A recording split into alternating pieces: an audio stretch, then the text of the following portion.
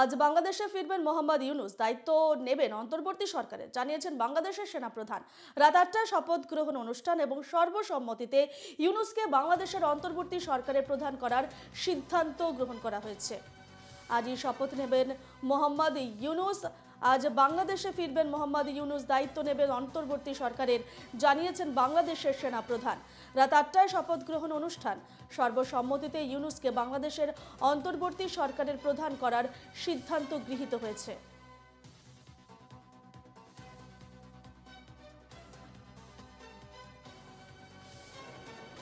আপনারা জানেন যে আমরা কেয়ারটেকার গভর্নমেন্টের প্রধান ডক্টর ইউনূসকে আমরা নির্বাচন করেছি অনেক আলোচনা করে। কালকে আসবেন, কালকে হয়তো দুপুরে উনি এসে পৌঁছাবেন, আমি ওনাকে রিসিভ করতে যাব। আমরা ওনাকে সর্বতোভাবে সহায়তা করব।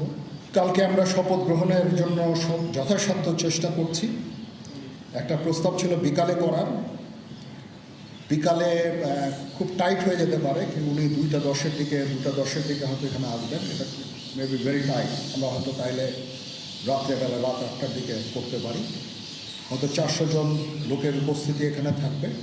এই পরিসরে আমরা শপথ গ্রহণের অনুষ্ঠান ইনশাল্লাহ করব।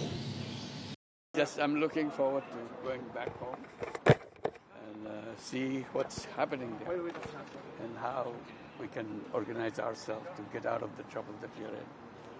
Well, I'll go and talk to them. What this? I'm just fresh in this whole area.